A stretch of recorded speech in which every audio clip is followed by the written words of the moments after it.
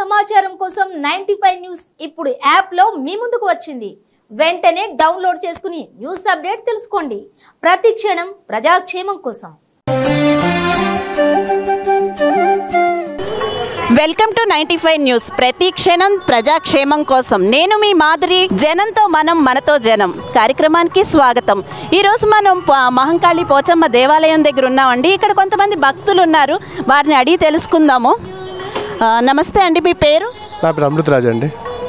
రాజు గారు, మీరు ఈరోజు దేవాలయానికి వచ్చారు, అంటే బోనాలు స్టార్టింగ్ కదా, అసలు ఎలా చేసుకుంటున్నారు దాని గురించి చెప్పండి ముందుగా.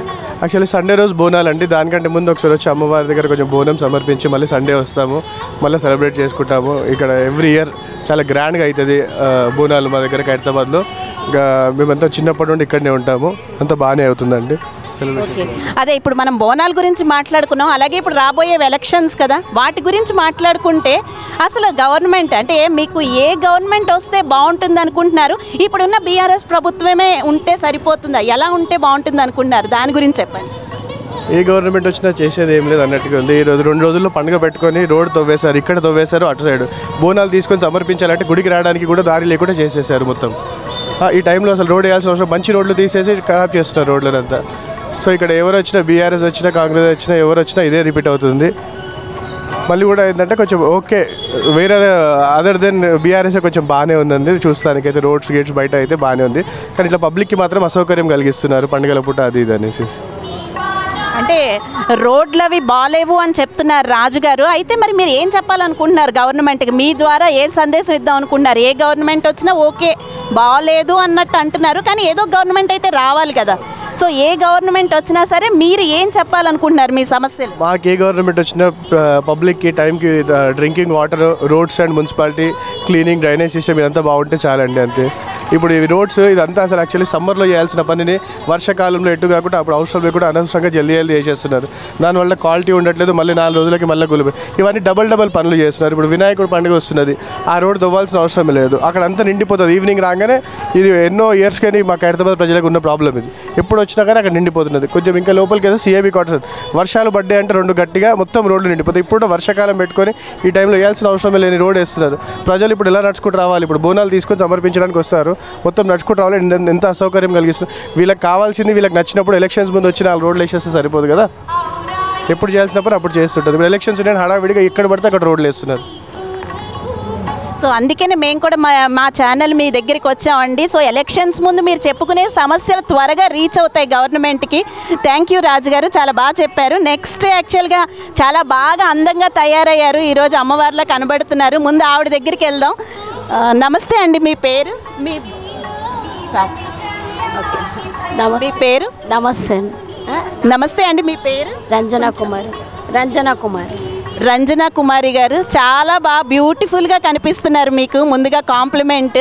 నెక్స్ట్ అలాగే అంటే ఈరోజు మార్నింగ్ గుడికి వచ్చారు కదా, ఇంట్లో ఏం చేస్తారు? బోనం సమర్పించు నైవేద్యం చేసుకొని ఇంట్లో అమ్మవారికి ఇంట్లో కూడా ఎక్కించి తొట్టెలగిన కట్టి మళ్ళీ గుడికి వచ్చి ఈడ ఎక్కిచ్చేసి అమ్మ ఆశీర్వాదం కోసం వస్తాం. మీరే అమ్మవారిలా ఉన్నారు. అంటే అమ్మవారికి నైవేద్యం అంటే ఏం పెడతారు జనరల్గా? పరమాన్నము, కొయ్యగూర, పచ్చిపులుసు, కొబ్బరికాయలు, తొట్టెల తీసుకొస్తాం. మళ్ళీ ఇది ఆదివారం మొదలవుతుంది అటు కదా, ఆదివారం నుంచి?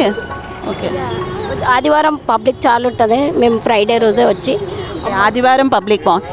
ఓకే, మనం అమ్మవారి గురించి మాట్లాడుకున్నాం. అదే మీరేం చెప్పాలనుకుంటున్నారు గవర్నమెంట్కి? ఏ గవర్నమెంట్ అయినా, ఏ ప్రభుత్వం అయినా అసలు మీరు ఎవరు వస్తే బాగుంటుంది అనుకుంటున్నారు మీ మనసులో మాట? మా బాబు మాట్లాడిండు కదా చాలా. ఓకే, ఆయన రాజుగారు చెప్పినవి ఆవిడే చెప్తున్నారు. కరెక్టే అట, ప్రతి విషయం కరెక్ట్ అంటున్నారు. అదే తల్లి మనసు, కొడుకు ఏమంటే అదే. నెక్స్ట్ మనం వెళ్దాము. ఇగో ఇక్కడ మంచి చిలకాకుపచ్చు బట్టలతో చాలా బ్యూటిఫుల్గా కనబడుతున్నారు. ఆయన పేరేంటో తెలుసుకుందాం. హలో అండి, మీ పేరు? నా పేరు వైద్యనాథ్ అండి. నేను ఖైరతాబాద్లో నివాసం. గత పుట్టినప్పటి నుంచి నేను ఇక్కడనే ఉంటాను. వైద్యనాథ్ గారు, మీరు ఈరోజు టెంపుల్కి వచ్చారు కదా, అంటే ఇప్పుడు రాజుగారు మనకి ఇక్కడ కొంతమంది చెప్పినట్టు రోడ్స్ అవి బాగాలేవు, టెంపుల్ ముందు ఇలా పండగ ముందు ఇలా చేశారు, ఇది ఎంతవరకు సమంజసం అని ఇప్పుడే మాట్లాడారు కొంతమంది. మీరేమంటారు? చూడండి, ఇప్పుడు ఈ తెలంగాణ రాష్ట్రంలో ఆషాఢ మాసంలో అమ్మవారి పూజలు స్టార్ట్ అవుతాయండి. వర్షాలు పడంగానే అన్ని చోట్ల మంచి వర్షాలు పడాలి, రైతులకు మంచి పంటలు రావాలి. అదేవిధంగా వర్షాకాలంలో ఎవరికి జబ్బులు రాకుండా కోరుకోవడానికి అమ్మవారి దగ్గర వస్తామండి. ఆల్రెడీ తెలంగాణ రాష్ట్రంలో మన హైదరాబాద్ పట్టణంలో ఈ బోనాల ఉత్సవాలు ప్రారంభమయ్యాయి. గత వారంలో సికింద్రాబాద్ మహంకాళి, ఉజ్జయిని మహంకాళి ఉత్సవాలు జరుపుకున్నాము. ఇప్పుడు హైదరాబాద్ పట్టణమంతా అన్ని చోట్ల అమ్మవారిని బోనాలు చేసుకుంటామండి. ఈ యొక్క సాంప్రదాయం గత అనేక సంవత్సరాలు, కొన్ని వందల సంవత్సరాల నుంచి వస్తున్న సాంప్రదాయం ఇది. ఆడపడుచులు ఏంటంటే అమ్మవారికి బోనం సమర్పించుకుంటూ అన్నము బెల్లంతో కూడిన అంటే పాయసం లాంటిది చేసి అమ్మవారికి సాకపోస్తారు. నీళ్లు పోసి ఏంటంటే మంచి నీళ్ళు రావాలి. అయితే ఈసారి వర్షాలు కూడా సరిగా స్టార్ట్ కాలేదు. సో మేము ఈరోజు శుక్రవారం రోజు చాలా మంచి రోజు, అమ్మవారికి ప్రీతిపాత్రమైన రోజు కాబట్టి మేము అమ్మవారికి మొక్కడానికి వచ్చాము. ఈసారి వర్షాలు పడలేవు, అన్ని చోట్ల వర్షాలు పడాలి. ఇంకోటి ఇందాక మీరు అడిగారు, గుడి ఎదురుగా రోడ్లు చాలా బాధాకరం అండి. గత 20 రోజుల నుంచి సఫర్ అవుతున్నాం ఇక్కడ ఆడపడుచులు. నేను కూడా చాలా ఆనందం చెందాను, ఎందుకంటే పండగ దగ్గరికి వస్తుంది, ఇంకా రోడ్లు అస్తవ్యస్తంగా ఉన్నాయి. సో నేను కోరేదంటే, ప్రభుత్వానికి కోరేది ఏంటంటే, మీరు ఎన్నికల ముందు వస్తున్నట్టు మీరు చూస్తారు, కానీ ఆడపడుచుల యొక్క బాధలను మీరు అర్థం చేసుకోవడం లేదు. ప్రభుత్వం యొక్క బాధ్యత అంటే ప్రజల సంక్షేమం. మీరు ఏదైతే నినాదంతో వచ్చారో, నీళ్లు నిధులు నియామకాలను వచ్చారో అధికారంలోకి, రెండోసారి మీరు అధికారంలో వచ్చారు, కానీ ఇంకా మహిళలకు ఏమీ చేయలేదు. నిరుద్యోగ యువత అంతా ఉద్యోగాల కోసం వెయిట్ అవుతారు. మీరు ఏంటంటే ఒకటి బిస్కెట్ లాగా వేస్తున్నారు. ఎన్నికలు రాగానే నేను అది ఇస్తా ఇది ఇస్తా అనేసి మళ్ళీ ఎన్నికల గెలవంగానే మళ్ళీ వాళ్ళకి మొండి చేయి చూస్తున్నారు. సో ఆడపడుచులు కూడా చాలా బాధపడుతున్నారు. ఈ బోనాల సమయంలో ఖైరతాబాద్ లేదా ఆడపడుచులే చాలా పడుతుంది, ఎందుకంటే అమ్మవారి దగ్గరికి చేరుకోవడానికి చాలా నానా కష్టాలు పడుకుంటూ బాధపడుతున్నారు. ఇప్పటికీ రోడ్డు ఇంకా వేయడం జరగడం లేదు, ఎందుకంటే ఆ రోజు ఊరేగింపు జరుగుతుంది, పోతరాజులు వస్తారు, తొట్టెలతో వస్తారు, చెప్పుల్లో కాళ్ళకు చెప్పులు లేకుండా వస్తారు ఆడపడుచులు. చాలా బాధ నడుచుకుంటే నేను కోరేది ఏంటంటే, తెలంగాణ రాష్ట్ర ప్రభుత్వం ఏదైతే టీఆర్ఎస్ నుంచి బీఆర్ఎస్ మార్చబడిన పార్టీ 2 సార్లు మనం చూసాం వాళ్ళ అధికారం. సో ఈసారి మాత్రం ప్రజలు ఆలోచించి ఓటేయాలి.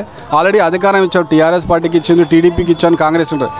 నేను చూసిన వాతావరణం ఏంటంటే ఈసారి కంపల్సరీ ప్రభుత్వం మారుతుంది, ప్రభుత్వం మారేసి ఒక కొత్త పార్టీకి అవకాశం ఇస్తారు. ప్రజలు వేసి వెజారైపోయారు, ఎందుకంటే 2 సార్లు ఛాన్స్ ఇచ్చారు, 3వ ఛాన్స్ ఇయ్యరు. ఒక కొత్త పార్టీకి తప్పకుండా అవకాశం ఇస్తారని నేను అనుకుంటున్నాను. చెప్పారు వైద్యనాథ్ గారు. ఆడపడుచులకి యాక్చువల్గా ఇబ్బందులు లేకుండా చూడాలి అని అన్నారు. మీరు అక్కడే మా ఆడపడుచులు అందరి మనసు గెలిచేసుకున్నారు. ఇక్కడ మరొకరు ఉన్నారండి, వారితో మాట్లాడదాం. మీ పేరు? నా పేరు కవిత అండి. కవిత గారు, అమ్మవారికి బోనాలు అర్పించుకుని వస్తున్నారు. చాలా రష్గా ఉంటుందని ఇవాళ అమ్మవారికి ప్రశాంతంగా నైవేద్యం సమర్పించడానికి ఇవాళ వచ్చానండి. సండే రోజు రష్గా ఉంటుందని ఈవేళ అర్పిస్తున్నారా? ఓకే. ఇంట్లో ఏం చేసుకొని వస్తారు జనరల్గా? ఇంట్లో ఎలా చేస్తారు ఇది? అదే పాయసము, స్వీట్ పూరీలు, ఇంకా కోయిగూర అది తెచ్చి ఆకుకూరలు చేసి అమ్మవారికి అదే అందరూ చల్లంగా ఉండాలి, ఎటువంటి అదే వ్యాధులు అది వ్యాపించకుండా అందరూ ప్రశాంతంగా ఉండాలని కోరుకున్నాం. ఏ అనారోగ్య సమస్యలు లేకుండా అందరూ క్షేమంగా ఉండాలని మీరు చాలా మంచి మనసు అనుకుంటా మీది. యాక్చువల్గా ముందు మీ గురించి ఏం కోరుకున్నారో చెప్పకుండా అందరి గురించి కోరుకున్నారో చెప్పారు. చాలా గ్రేట్ అండి. మీలాంటి వాళ్ళు అందరూ ఉండాలి, అప్పుడే సమాజం వృద్ధిలోకి వస్తుంది. ఇక ఓకే, నెక్స్ట్ మన అమ్మవారి గురించి మాట్లాడుకున్నాం. గవర్నమెంట్ విషయానికి వెళ్తే మా ఆయన చెప్పారు కదా, అదే అండి, యూత్కి అన్ఎంప్లాయ్మెంట్, యూత్ గురించి అన్ఎంప్లాయ్మెంట్ గురించి జాబ్స్ వేస్తే బాగుంటుంది అని సార్. ఓకే, యూత్ అన్ఎంప్లాయ్మెంట్తో ఇబ్బంది పడుతున్నారు అని అంటారు. చాలా స్కీమ్స్ పెడుతున్నారు కదా మరి ఇప్పుడున్న ప్రభుత్వం కూడా. యాక్చువల్గా అది అవసరమైన వాళ్ళకి, అంటే ఇప్పుడు మీకు తెలిసిన వాళ్ళకి మీకు అవసరమో లేదో తెలీదు, బట్ లేని వాళ్ళకి ఇంకా కొంచెం గరీబులకి అందుతున్నాయి అంటారా అలాంటి స్కీమ్స్? అవి గరీబ్ వాళ్ళకి వస్తున్నాయి కానీ మిడిల్ క్లాస్ వాళ్ళకి ఏం రావట్లేదండి. మాకు వైట్ కార్డు ఉండదు, ఏముండదు, మాకే ఇబ్బంది. ఒక మిడిల్ క్లాస్ వ్యక్తిగా మీరు ఏం చెప్తున్నారంటే, గవర్నమెంట్కి ఏదైనా సందేశం ఇవ్వండి. ఏ గవర్నమెంట్ వచ్చినా సరే, ఏ ప్రభుత్వం వచ్చినా వాళ్ళు మా మిడిల్ క్లాస్ వాళ్ళకి కూడా ఇవి చెయ్యండి అని మీరు ఏం చెప్తారు? ఆయన్నే అడుగుదాం, అది కూడా వైద్యనాథ్ గారిని. ఓకే, మిడిల్ క్లాస్ ఏంటంటే అటు కిందికి పోలేదు, అటు పైకి పోలేరు, ఎప్పుడు కాంప్రమైజ్ అవుతుంటూ బతుకుతున్న మిడిల్ క్లాస్ ఏంటంటే ఒకటి ప్రభుత్వానికి ట్యాక్సుల రూపంలో అన్నీ చెల్లిస్తూ, కానీ ప్రభుత్వం అయితే పథకాలు వాళ్ళు అందుకోలేక మరి అట్లా గొప్ప వాళ్ళు కాకుండా కష్టపడుతూ ప్రభుత్వానికి ట్యాక్సులు కట్టుకుంటూ బాధపడుకుంటూ కాంప్రమైజ్ చేసుకుంటే మిడిల్ క్లాస్ సెక్టార్, ఎందుకంటే ఎక్కువ శాతం ఓట్లు వేసేది కూడా వీళ్ళు ఎటువంటి ఆశలు పడకుండా. ఇప్పుడు లో క్లాస్ అయితే వాళ్ళకు ఒక 100 రూపాయలు ఇస్తారు, 50 ఇస్తారు, 500 ఇస్తారు. కానీ మిడిల్ క్లాస్ వాళ్ళు వాళ్ళ యొక్క ఆత్మాభిమానం చంపుకొని వాళ్ళు అట్లా అడగరు. ఇంకోటి అంటే నిజాయితీగా వాళ్ళు ఓటేస్తారు. నేను ఇప్పుడు అందరు మిడిల్ క్లాస్ వాళ్ళకి నేను కోరేది ఏంటంటే మీరు ఆలోచించి మీరు ఓటేయండి. ఏదైతే ప్రభుత్వాలు మీకు మభ్యపెట్టి ఎన్నికలు వచ్చినప్పుడు పథకాలు ఇచ్చి మీతో ఓట్లు దండుకోకుండా ఒక సమర్థమైన నాయకత్వాన్ని మీరు ఎన్నుకొని రాబోయే రోజుల్లో ఒక మంచి ప్రభుత్వాన్ని ఎన్నుకుంటారని ఆశిస్తూ, ఏదైతే మీరు ఆల్రెడీ మీరు కొన్ని పార్టీలు చూశారో వాళ్ళకి అవకాశం ఇచ్చి వాళ్ళు ఏం చేశారో, సో మనము ఈసారి ఒక కొత్త పార్టీకి అవకాశం ఇస్తే మనం మార్పు చూడొచ్చు. మనం ఏదైతే బంగారు తెలంగాణ అనేసి అనుకొని మనము ఉద్యమాలు చేసి 1250 మంది పిల్లలు చనిపోయిన తర్వాత వచ్చిన అధికారం వాళ్ళ కుటుంబానికే వాళ్ళు అభివృద్ధి చెందారు, కానీ సమాజంలో తెలంగాణ ప్రజలు ఎటువంటి అభివృద్ధికి నోచుకోలేరనేసి నేను తీవ్రంగా అమ్మవారి కోరి, ఏదైతే అధికారంలో వస్తే వాళ్ళకి సద్బుద్ధి ఇచ్చి మంచి మార్గదర్శనం చేస్తారనేసి అమ్మవారికి కోరుకుంటాను. ఓకే, థ్యాంక్ యూ వైద్యనాథ్ గారు, థ్యాంక్ యూ కవిత గారు. అమ్మవారి సమక్షంలో చెప్పిన ప్రతి మాట ఆ ప్రభుత్వానికి రీచ్ అవ్వాలని, రీచ్ అవుతుందని మేము మనస్ఫూర్తిగా కోరుకుంటున్నాం.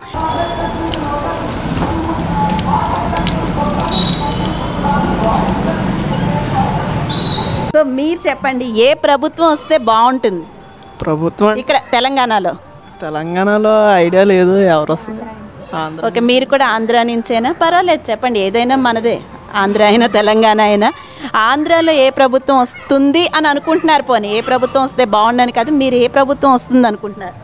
ప్రజెంట్ అయితే మొత్తం ప్రభుత్వాలన్నీ ఈక్వల్గా ఉన్నాయి. జగన్ వస్తాడు, పవన్ కళ్యాణ్ వస్తాడు, చంద్రబాబు నాయుడు వస్తాడని చెప్పలేం. ఎవరైనా రావచ్చు ఈ టైం. ఇప్పుడైతే పోటాపోటీగా జరుగుతున్నాయి మొత్తం అన్నీ. సో ఒకళ్ళని అదే ఎవరు కన్ఫర్మ్ అని చెప్పలేం. యాక్చువల్గా ఎవరు వస్తామో కన్ఫామ్గా చెప్పలేము, కానీ మనకేం కావాలో చెప్పగలం. కాబట్టి అసలు మనకేం కావాలి, ఏ ప్రభుత్వం వస్తే మనం ఏం అడగచ్చు వాళ్ళని? ఇప్పుడు వరకు అయితే జగన్ వచ్చాడు, నెక్స్ట్ మళ్ళీ చంద్రబాబు నాయుడు వచ్చినా పర్లా, పవన్ కళ్యాణ్ వచ్చినా పర్లా.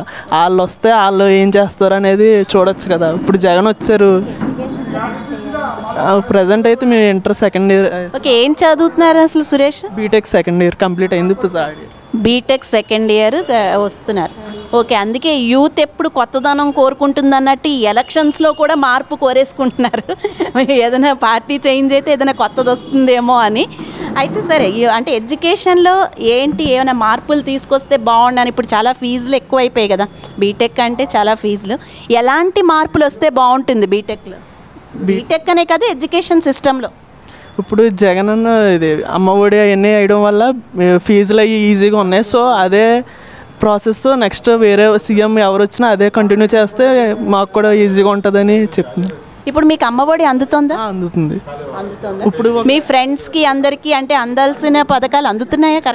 కరెక్ట్గానే అందుతున్నాయి. ఒకవేళ సీఎం మారి వేరే వాళ్ళు ఎవరైనా వచ్చినా అదే ప్రాసెస్ కంటిన్యూ అవ్వాలని మేము అందరం అనుకుంటున్నాం. ఫీజులు అవి ఏంటి తగ్గించాలి, ఇంత ఉంటే బాగుంటుంది, మరి ఎక్కువ అయ్యాయి, ఇలాంటివి ఏమైనా ఉన్నాయా? అదే ఫీజులు అంటే ఇప్పుడు అందరూ కట్టుకునేటట్టు ఉండాలి. లో అదే మరీ హై కాదు, లో కాకుండా అందరికీ సరిపడేటట్టు కట్టించుకునేటట్టు ఉండాలని.